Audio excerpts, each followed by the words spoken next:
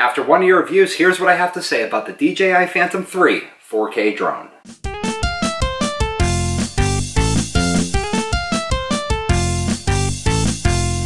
Happy Monday, everyone. Welcome to My Tech Monday, and like I just said in the intro, I've had this drone for about a year, well, technically a year and 2 months, so today I thought I would do my review on it, what my impressions are, and what the negative things are about this thing after owning it for a year, and let's get started with the negative stuff. The first complaint I have is an issue that I ran into a couple weeks back, where for some reason or another, the remote control would not charge for the drone. I tried turning the remote control on, it would not turn on. I tried plugging the plug in, pushing it in as far as I could, it would not indicate that it was charging. It didn't seem to do anything other than start to get warm. Not being able to find any solution online, and also not wanting to buy a brand new remote controller for this drone, which is almost half the cost of what this thing is to buy right now, I decided to take the remote controller apart to see if there was something wrong with the battery, to see maybe if I could just order another battery and replace it. Maybe that was the issue. The first thing I noticed when opening up the controller was there was a green light that was on, so that clearly indicated that it had some form of power left in it. After very tediously taking apart this controller, this thing is very, very fragile from what I can see with the ribbon and everything. They don't give you much slack on it. I was able to take it apart, disconnect the battery. I checked the battery voltage. I believe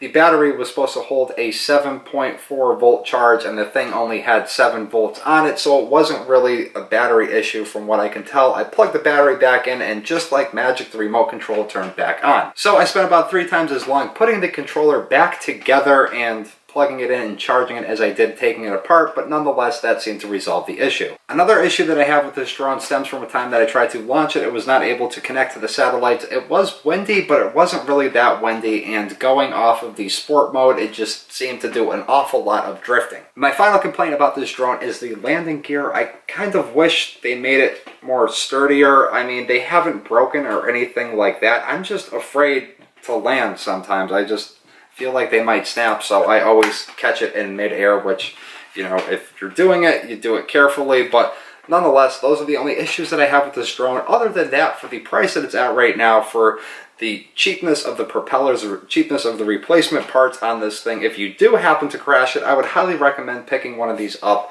It's a lot of fun, a lot of cool things that you get to see from the sky that you traditionally wouldn't see unless you were looking at like Google Earth or something like that. This is a really cool item.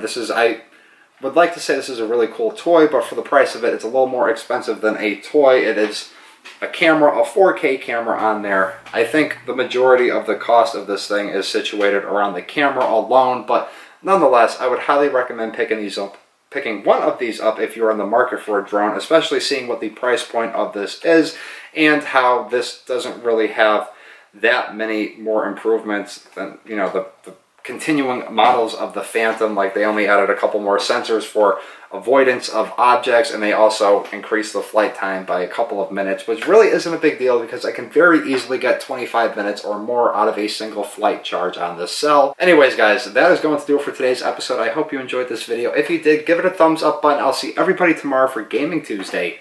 Peace.